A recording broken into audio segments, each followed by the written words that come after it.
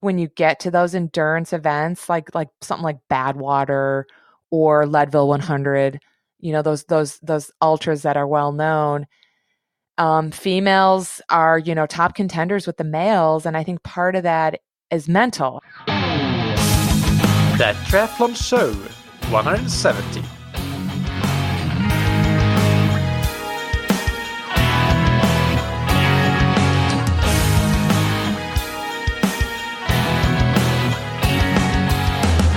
Hey, what's up everybody, and welcome back to another episode of That Triathlon Show, the podcast presented by scientifictriathlon.com.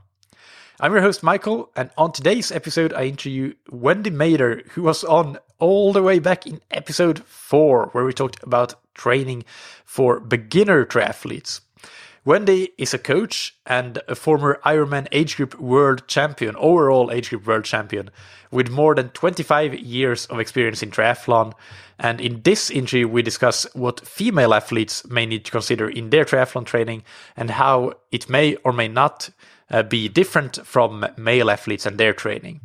So some of the things that we'll cover include those differences, but also the impact of the menstrual cycle on training, the impact of age and the aging female athlete and training, as well as differences between men and women when it comes to psychology, mindset, and confidence. And this one was a really interesting one and something that I see in my coaching quite a lot, actually. Before we get into the interview, big thanks to Precision Hydration for sponsoring today's episode. We're approaching the final push of the indoor training season in the Northern Hemisphere in many countries, I think. But at least for my fellow Scandinavians, I know that there's still quite a lot of indoor biking and maybe even treadmill running to be done, where you'll be sweating a lot, losing a lot of sodium in that sweat. So make sure that you're stocked up on Precision Hydration electrolytes and that you take their free online sweat test to learn how much electrolytes you should be consuming in your training, as well as later on in your racing, to make sure that you don't lose out on any performance in your training.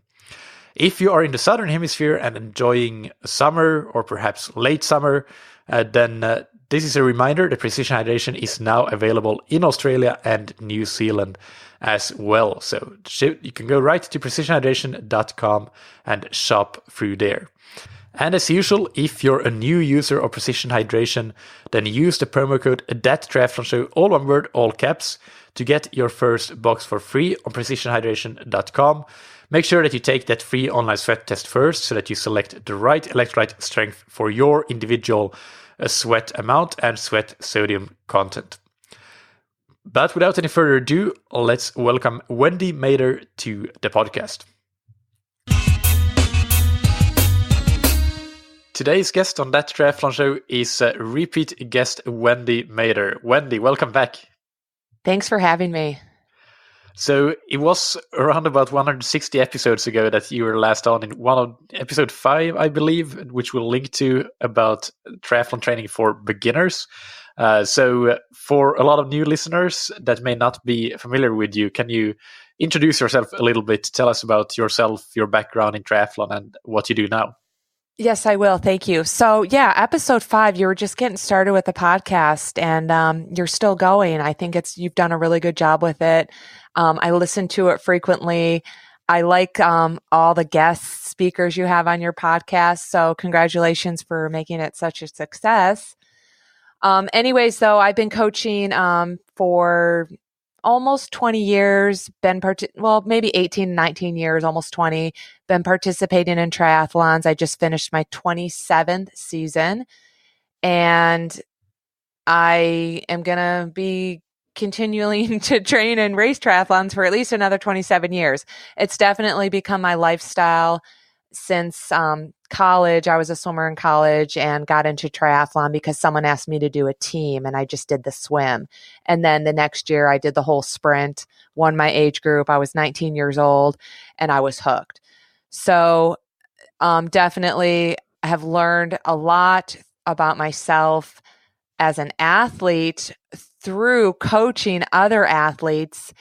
And the topics we're going to discuss today are kind of new to me, but it kind of made me do my own research, and I learned some things as well. So I'm excited to chat. Great, yeah, and that topic is primarily the difference between female athletes or triathletes and male triathletes, and what considerations need to go into that, whether you're a self-coached athlete or somebody who is coaching other athletes. So, if we start from the top, simply, what are the differences that you may need to consider in terms of training, if we start there, for between female and male athletes? Well, when I first read this question, I'm like, well, why would there be a difference? I've been coaching for almost 20 years and I've never really coached a female different than a male athlete. I treat all athletes the same. I look at their experience, their goal events, their current fitness, and their time available to train.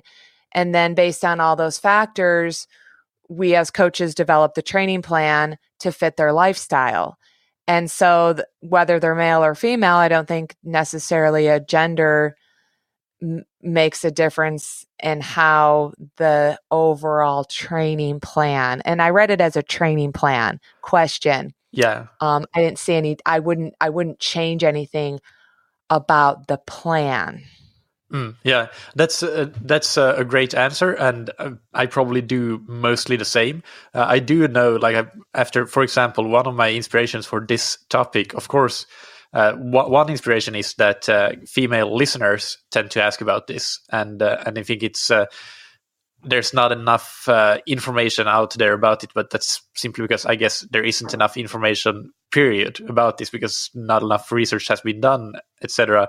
But I actually attended a seminar with Brett Sutton here in Lisbon a month or so ago by the time of this recording, and he talked a bit about some differences in terms of how female athletes may need more high intensity training than male athletes, and whereas male athletes, if you give them a significant amount of high intensity, they tend to tank because of you lower their testosterone levels, which are naturally higher than female athletes. And I still haven't checked this up, so I don't have anything else than Brett Sutton's word for this, but that is something that one of the reasons for this topic. But I guess, like, as for application, I do the same as you right now, and I don't see it working much differently. What about if we jump? Well, let me answer. Let me talk, John. You shared that thing with Brett Sutton. So I did some research on Brett Sutton, and like, I understand what he's saying, but at the same time, I think it's still important to look at all the factors in an athlete's life. So, like, if let's say a male athlete is doing a lot of intensity, and all of a sudden, maybe a month later, maybe, years later, they're not training or performing like they were, you just, something you would want to look at is their hormone levels, and as well as the volume of training and the intensity of training. But I would never look at that as the first thing going on. Is the hormones levels of males and females. And just since we're talking about it and I've done some research, it's kind of opened up my mind to say, well, maybe that's definitely a factor that we should look into if an athlete we're coaching is struggling with something. Yeah, I think so, and I did that when I was definitely in a bit of an overtraining or non-functional overreaching state last year. I did do blood tests, and one of the things that I looked at was testosterone, and whether that was good, or at least within the normal ranges. So it's something to consider for sure. But yeah, I agree with you that, well, personally, I don't coach either with that in mind from the outset. And I guess if I ask you a sort of tangential question in terms of age, not gender here, but do you follow the same approach if you coach a 50-year-old versus a 25-year-old in looking at sort of ignoring age and looking more at the picture of the athlete bio, the time available, the goals, ability, etc.? Is that how you work in that case as well? Yeah, for the most part, after reading Joe Friel's book, Training After 50, I don't remember the exact title, but he wrote a book or maybe a blog, I don't remember, Fast After about 50. Fast After 50 is the book. Fast After 50. And so that kind of opened up my mind to say, okay, I get it. As we age, it's really important to keep that intensity, whether you're male or female. It's important to keep that intensity, to keep the strength training, to keep that, trying to maintain as much muscle mass as we can, because we lose it with the age. And obviously any intensity, whether low or high, or any type of strength training, is going to affect that hormone imbalance.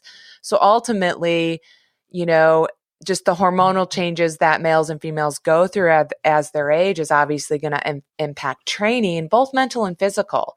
So it's not just like one thing going on. It's just how that one thing is impacting other factors that exactly. impact training. Yeah, totally. I also, like, from my experience, I seem to see a trend, at least, that the lifelong athletes that have been athletes for all their life, like yourself, for example, being a great example of that, and at least for parts of their career have been training quite seriously, at least training very consistently and doing structured training and that sort of thing. So they're no strangers to doing some harder training and working hard over an extended period of time. Those athletes, it doesn't seem to matter that they're old. They can handle quite a lot of training, and including intensity. And so I see it quite often in terms of athletic age and athletic ability, more so than age, because a 25-year-old who is completely new to triathlon and has been sedentary all their life, or their last few years of life at least, that's going to require a completely different approach. Exactly. I'm not going to say, oh, I'm starting to coach this 65-year-old male or female, I'm going to jump them into high intensity. There's no way, especially if they haven't done the sport and they don't have athletic background. They're not going to jump into intensity. That just doesn't make sense. But with the proper foundation and volume, well, then that older athlete might get into intensity maybe a little sooner than a younger athlete. But, the bottom line, I just think it just depends on what events they're training for, the time availability, and their previous experience and current fitness. Yeah. Okay. So, and this is actually, I'm moving a question from your list of questions a bit further up, but in relation to training, since we're talking that and difference between male and female athletes, what about the menstrual cycle and how it affects training? Can we talk about that? Yeah. Now that's a pretty big deal. So let me share my experience first, because I coach a lot based on my experience, because I've been doing this for almost 28 years, but I definitely am a coach that loves the continuing education. So I'm constantly testing out different protocols on myself. But answering the question, I had always heard, things change when you turn 40, and I'm 45. And I'm like, yeah, I don't really understand what that means. I'll just wait for it to happen. And nonetheless, when I turned 40, I started cramping. And I've never really been someone who ever really cramped before. I cramped during my first half Ironman because I didn't eat or drink anything. And that made sense to me, even though I was young. But that was really the only time I cramped was, my third year of triathlon. And then I started cramping when I was 40. So I started researching it. I started talking to my other 40-plus-year-old friends and athletes that I coach, and they had, would kind of just say the same thing I would say, things happen when you get older, and primarily things happen hormonally when you get older. I was anemic in 2015, and I have been a plant-based eater for quite many years. And so I got actually very anemic in 2015. And I don't know what sparked it. I had started having my cycle 2 times a month. So about every 14 to 18 days for a period of 6 or, 8 months. And I kind of just let it go, like, oh, whatever, I'm training a lot, but that doesn't make sense. Why am I having my cycle twice a month? And then, 6, 8 months later, I started really struggling in my sport. So I went and got all my blood work done, and my ferritin levels were like an 8. Normal range is quite higher. I can't remember the normal range. So I talked to my doctor about it, and they're like, what is it? From 20, perhaps, if I recall correctly, or 30 maybe? Yeah. So I was thinking 30. So I talked to my doctor and I said, well, did my menstrual cycles cause the anemia, or was I anemic and that caused my menstrual cycles? And we're still trying to figure that out. We don't know what came first. Obviously, losing the blood twice a month is going to, make you more anemic. But anyways, so fast forward, I started taking iron supplements. 3 months later, I was back to low normal levels.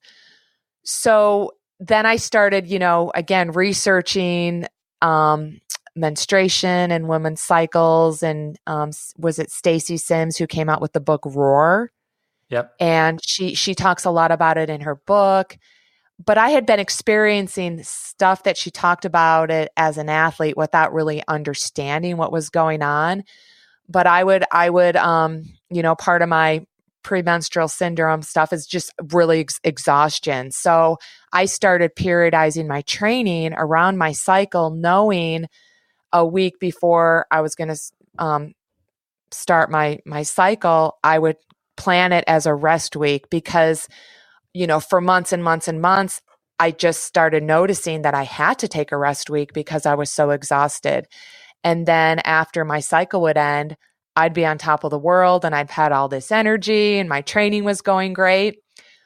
But I didn't know why until I read her book, and she explains it really well, the different phases of the cycle and how it's best if you're female, you want to put in a lot of your strength training, high intensity training during those first 2 weeks when the day your cycle ends. That's when, I forget the name of all the phases because that's not my expertise, but she said that's when you should be training higher intensity with your sport as well as strength training, because the later phases of your cycle is when the fatigue's going to set in due to hormones, that you're not going to get as many benefits as you would with that type of training at a different time of the month. Yeah, does that make sense? Absolutely. and for those that want the technical terms and everything, we did have an interview with Stacy in a previous episode, so I'll link to that as well in the show notes. But this is great, and the applicable advice that anybody needs to go out and do these sort of arrangements to optimize their training to their cycle. Right. So what occurred to me was kind of like I already said, I don't necessarily, that's not the first thing I'm going to look at if an athlete's struggling, but because it's happened to me and I have firsthand experience with how my cycle has changed in my 40s, well, now I'm going to start, that's going to spark my memory based on an athlete, what they're telling me as far as fatigue level, getting their blood checked for iron, and talk about a little bit about what their PMS symptoms are, because that stuff is actually real. And also interesting to me that I learned is women need more carbohydrate in their diet than men, because women tend to be more metabolize fat for fuel. So it's important for them to make sure their carbohydrate level's higher. And that changes at different phases of the menstrual cycle.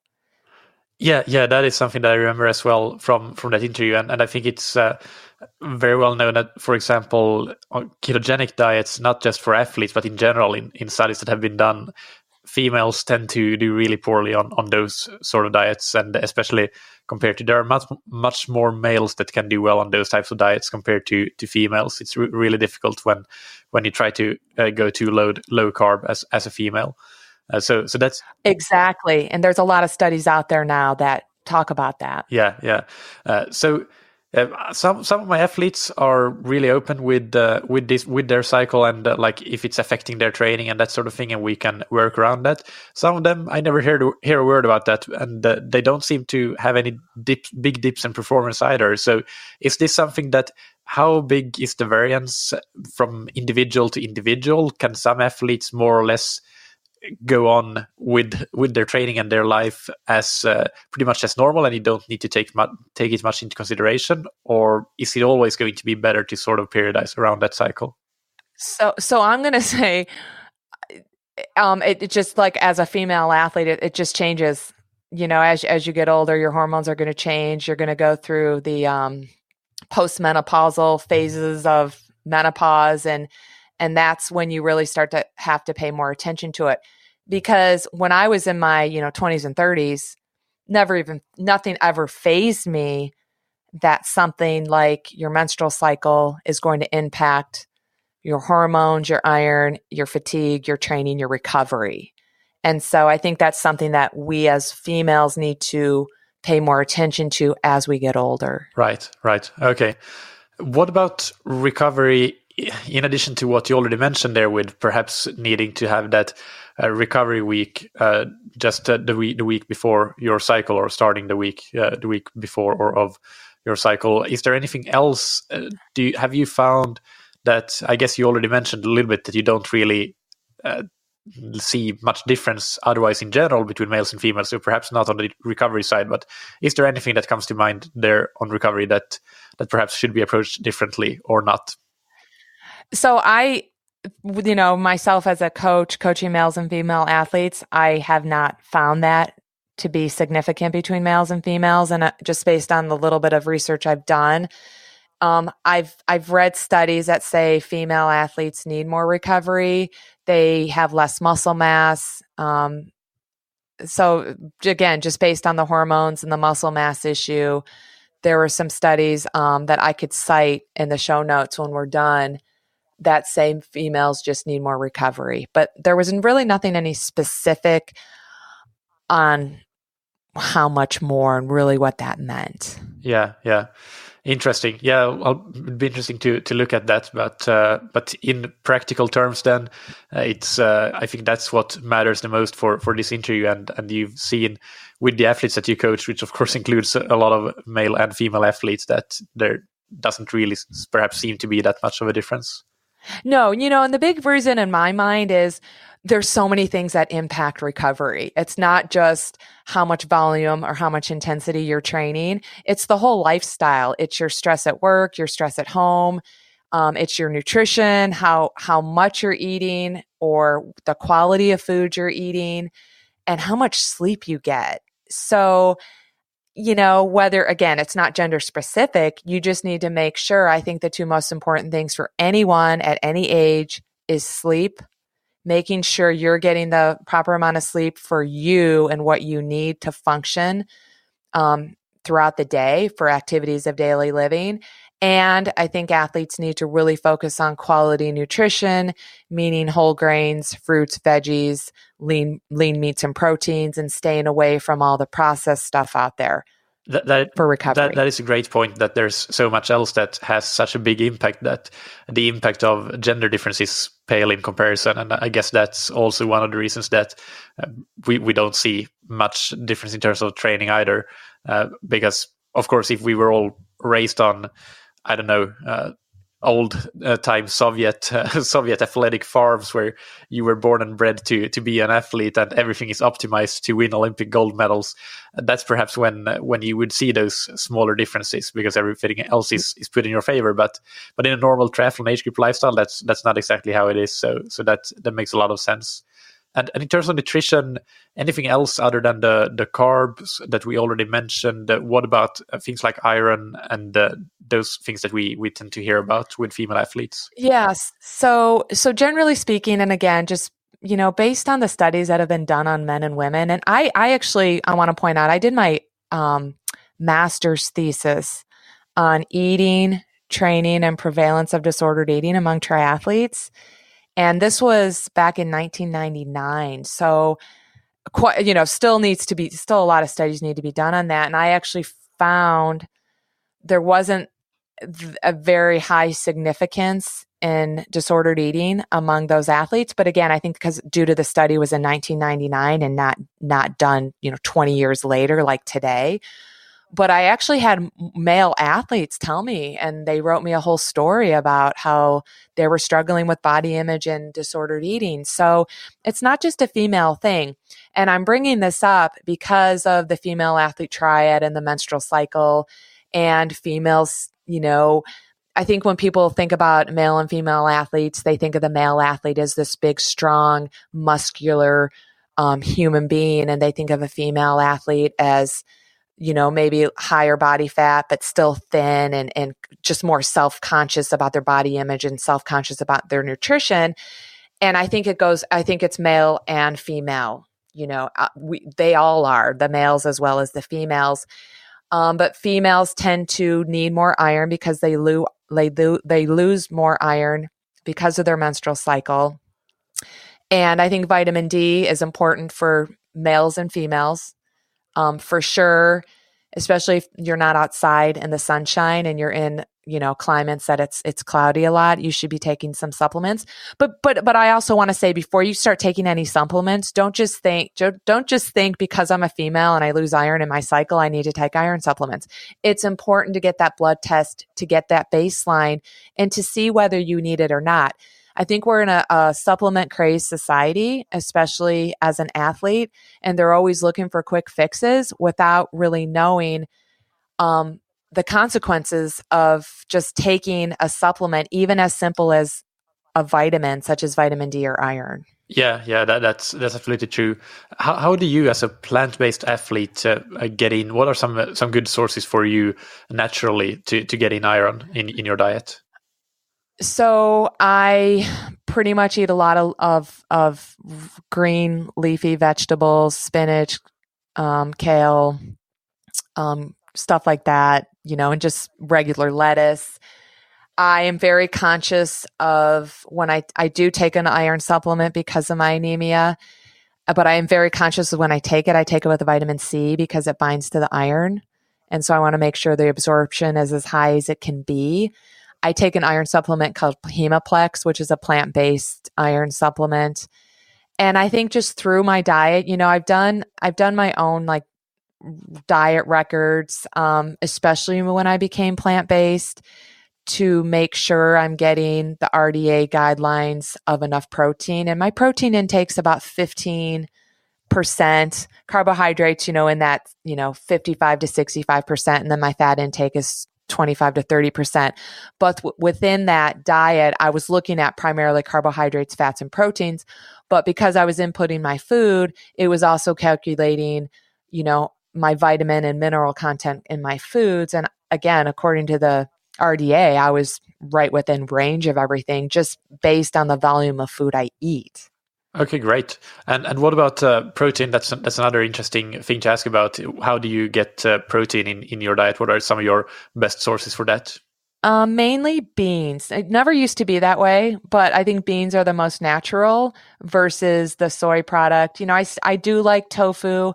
I do like some of the processed fake meat products out there.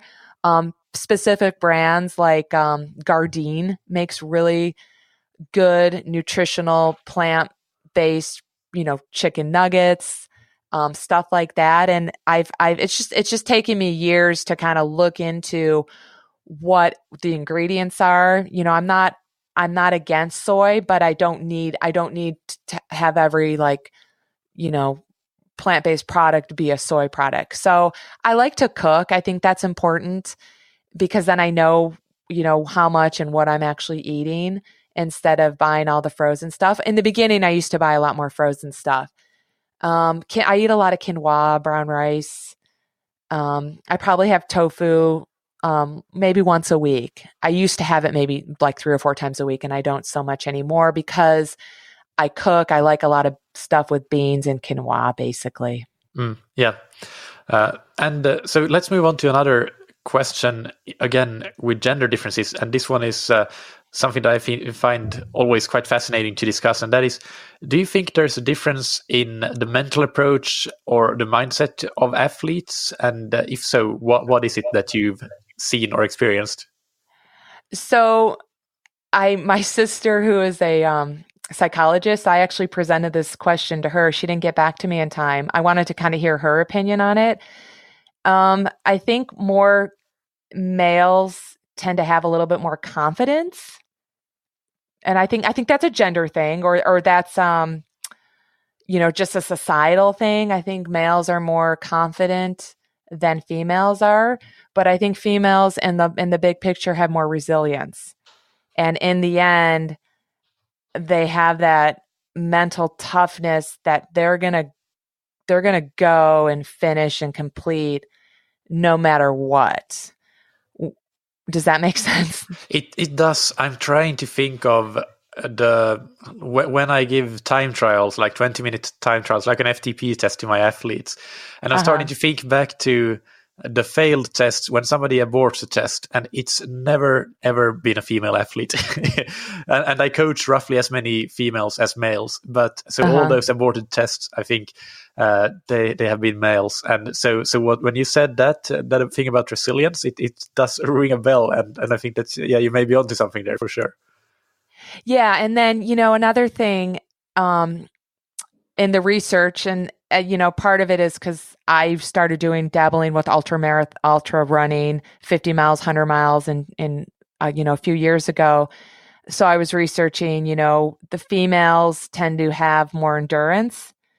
And I think when you get to those endurance events, like something like Badwater or Leadville 100, those ultras that are well known, females are, top contenders with the males. And I think part of that is mental. I think in order to complete that type of event, you have to be physically fit, obviously, but what gets you to the finish line is your mind. Yeah. And I just think something like that, males would be more likely to quit when the going gets tough and be okay with it. Whereas myself as a female, and I believe most females would think about the consequences of quitting, and that would drive them to finish. So you mentioned there perhaps lower confidence on average than males. Is this something that how should the female athletes work on this and work to improve confidence? Because of course, confidence as well is something that can have a huge positive impact on performance if you can have a good confidence. Oh, absolutely. And I think part of the confidence thing could be society, generational. I think I will say this with confidence, I'm one of the most confident people I know, but I wasn't always. And so me being the most confident person I know stems from, high school years of me being I had no confidence at all during my high school swimming years. And so I had to learn from that lack of confidence and how my performances as a high school swimmer I never reached my potential in high school swimming or college swimming because of my lack of confidence. And going into the sport of triathlon, for me, myself, and I, helped me gain that confidence. So I believe with experience and successes, you gain a lot of confidence. But I also see that, failures lead to success and failures lead to confidence. So failing is a good thing. So I think, again, as an athlete, coach, if you want to develop confidence, you want to make sure you're realistic about your performances and your training, and you're doing things, you're taking those small steps to gain that confidence, those small objectives to gain confidence. So when you go to the overall objective or overall goal race, you're going into it more confident. But also sports psychology. I wish back in high school, this was so long ago, I don't even know if sports psychology really existed, but I wish I was able to go see a sports psychologist. So I'm always encouraging athletes I coach who they get kind of beyond my scope of practice and helping them, that they seek out a local sports psychologist. Yeah. Because confidence is such a huge roadblock to performance for both male and female. Yeah, absolutely. Yeah. That we're not saying that only females should go and work on their confidence. However, whether they go and see an expert or work on it on their own. But yeah, it's interesting to hear your take that females may have, and I agree with that. That females may be more susceptible to lower confidence. What about something else that I was thinking about is that when I look at how my athletes rate the session rating of perceived exertion in their workouts, I tend to see that male athletes, they tend to rate all their sessions a bit higher. So my perception is that they can maybe push themselves a bit harder in the really hard sessions and get that 9 or a 10 instead of an 8 or a 9. On the other hand, they are stupidly stubborn and have perhaps bigger egos, so they go a bit too hard in easy sessions quite often. Is that something that you see? Do you have similar experiences, or is that something that you haven't seen yourself? Well, I never really thought about it until you asked me. And I think you're right. I think males, I coach the male athletes that I have to reel in. Like I have to purposefully um, give them lower power output ranges on their bike because I know they're always going to try to hit the top of the range. Yeah. And so if I want them to be riding at 90 to 100% FTP, I'm going to give them the 85 to 90% guideline because I know they're going to hit 90 or above. Yeah. And I have to really get on their case about recovery days and communicating with me. Why don't you take a recovery day? This is, the purpose of recovery and the benefits in the long run of taking those recovery days. Whereas in a female, I've never had to do that. I've never had to convince a female, well, maybe one in all my years of coaching, I've never really had to convince a female to take a recovery day like I have a male.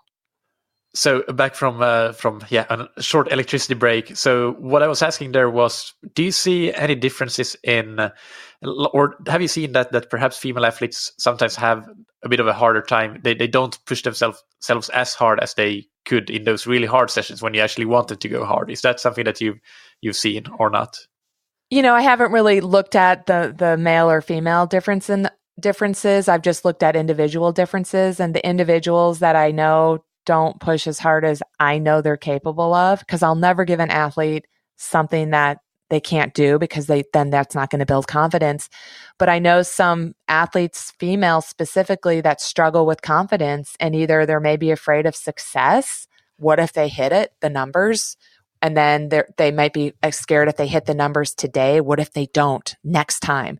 That's going to ruin their confidence. So I think they set themselves up for saying that moderation's okay.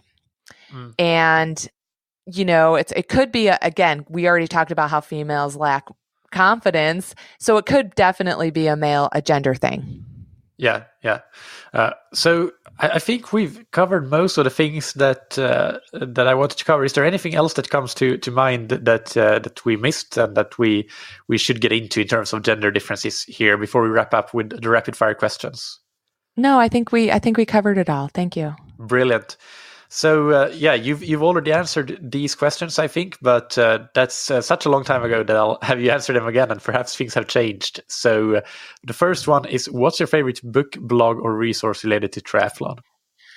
Well, this day and age, we both know that there's podcasting is the thing to listen to if you're a coach and an athlete. So I'm all about podcasts. I have too many to keep up with, unfortunately, and I have to pick and choose each week. I'm trying to start the new year off with, I have a little bit of balance of what days I listen to what podcasts. So it's just primarily podcasting. I really like your podcast. It's different. It's got a lot of good scientific background. So if I'm ever, wanting to do like a research, I'll Google scientific triathlon, that triathlon show, and I'll be like, oh, Michael probably interviewed someone. I'll just listen to them. There's a couple gurus that I really like is Tower 26, Gary Rodriguez. I go to him for my swim questions because they teach swimming the same way I do. So I really like them.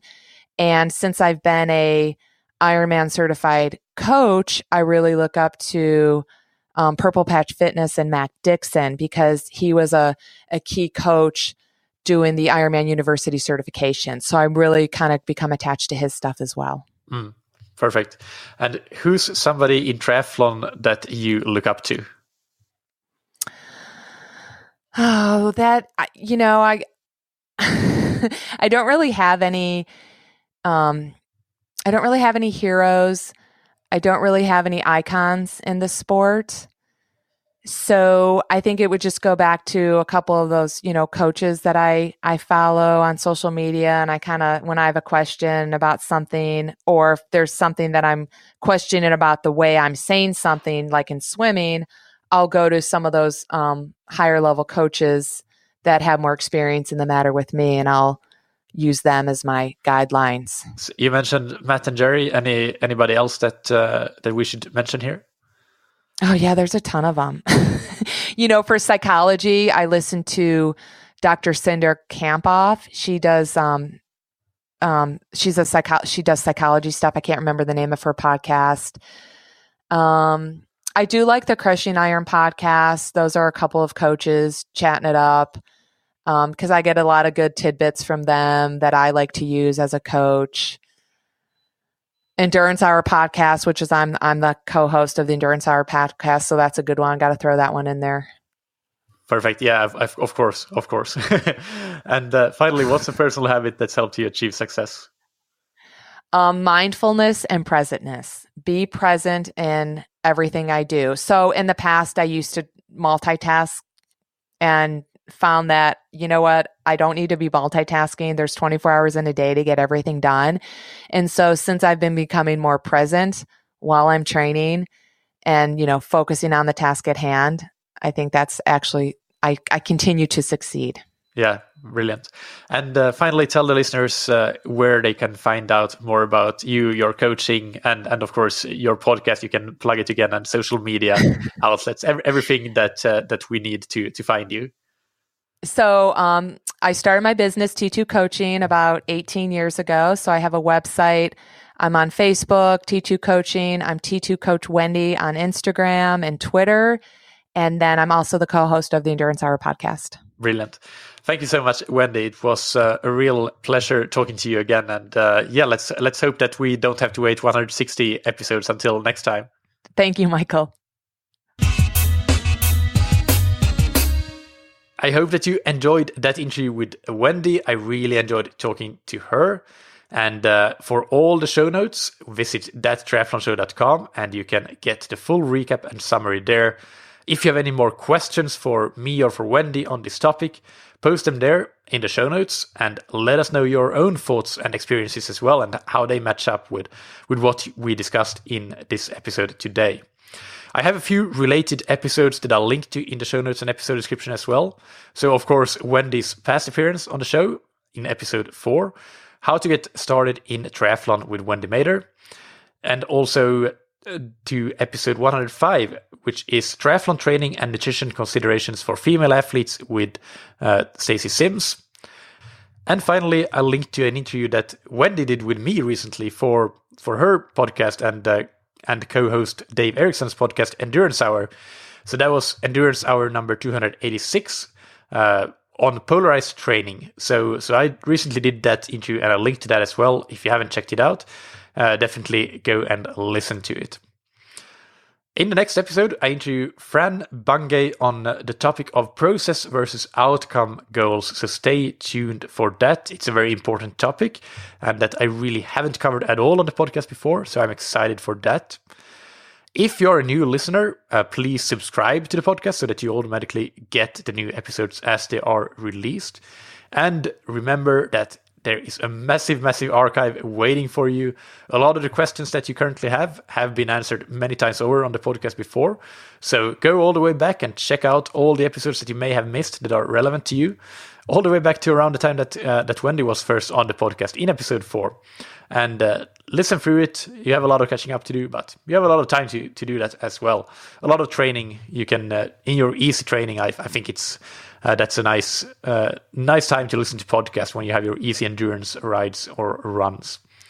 If you're a long-time listener, remember that ratings and reviews are the lifeblood of any podcast. So if you have a minute or two to show your support by leaving one, then I would be incredibly grateful.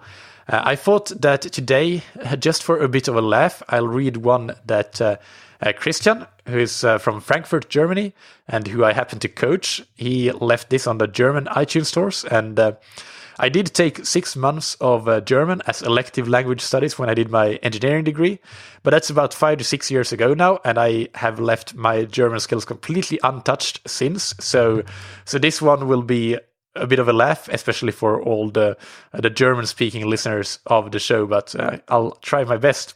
So Christian writes, Sportwissenschaftliche Hintergründe zum Thema Ausdauersport.